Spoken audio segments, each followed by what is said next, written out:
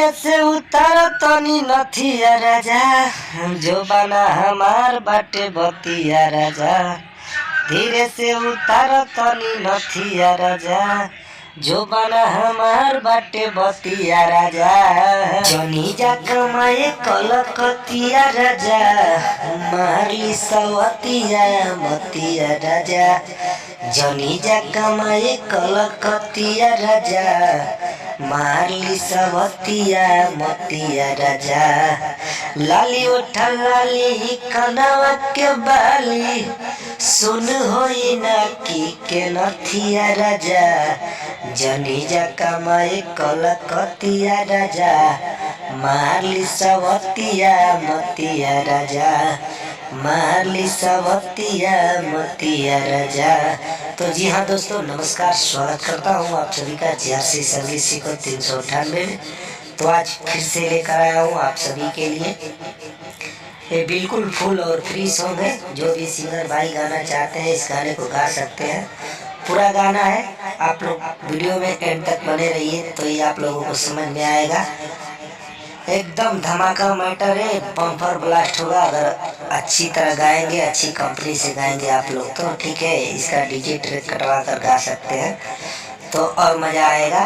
तो वीडियो में एंड तक बने रहिए वीडियो को। और जो भी सिंगर भाई हमारे चैनल पर नए हैं तो चैनल को सब्सक्राइब करें और वीडियो को लाइक करें यार, कि भाई का मोटिवेशन बढ़ेगा तो ही आप सभी के बीच में कुछ मैं लेकर अच्छा या खराब लेकर आऊँगा तो आप लोग बताएंगे तो मैं उसके लिए सुधार करूँगा। तो चलिए वीडियो को ज़्यादा बड़ा नहीं करेंगे, वीडियो को स्टार्ट करते हैं। धीरे से उतार तनी नथिया राजा, जो बना हमार बाटे बतिया राजा। धीरे से उतार तनी नथिया राजा, जो बना हमार बाटे बतिया राजा। कहे घर वाली बनो न बवाली, तुरब जुए खटिया राजा। धीरे से उतार तनी नथिया राजा, जो बना हमार बाटे बतिया राजा। धीरे से उतार तनी नथिया राजा, जो बना हमार बाटे बतिया राजा। तो दोस्तों ये मुखड़ा है, ठीक है। आशा करता हूँ कि मुखड़ा बिल्कुल अच्छा से अच्छा आप सभी को लगा होगा। जिस भी सिंगर भाई को अच्छा लगे वही गा सकते हैं, ठीक है। और कमेंट करके गाइए, ठीक। और चलिए अंतरे में आते हैं। धरेला जबरी छुएला सगरी, गाल में दाढ़ी पिया देला हो रगरी। आजू न मर्द कर देही में दर्द भर, भीतर से राजा नहीं गरम कर। घर भर जानी होई परेशानी, दर्द में बीती सारी रतिया राजा। धीरे से उतार तनी नथिया राजा, जो बना हमार बाटे बतिया राजा।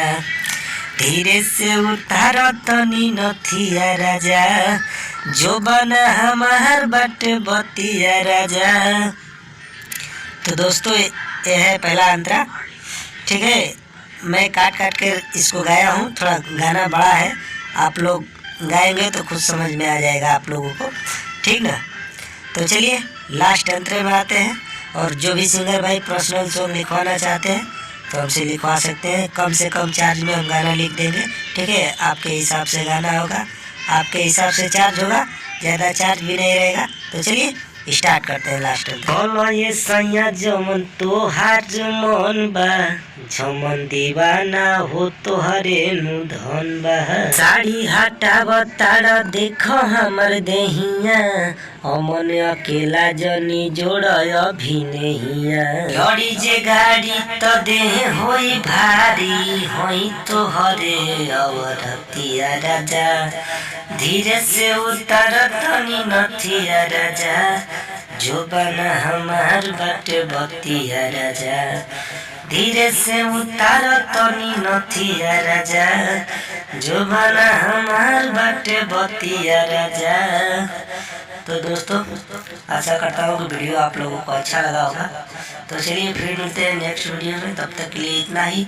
जय हिंद, जय भारत, जय भोजपुरिया समाज। बने रहे इसी तरह हमारे वीडियो से। बाय।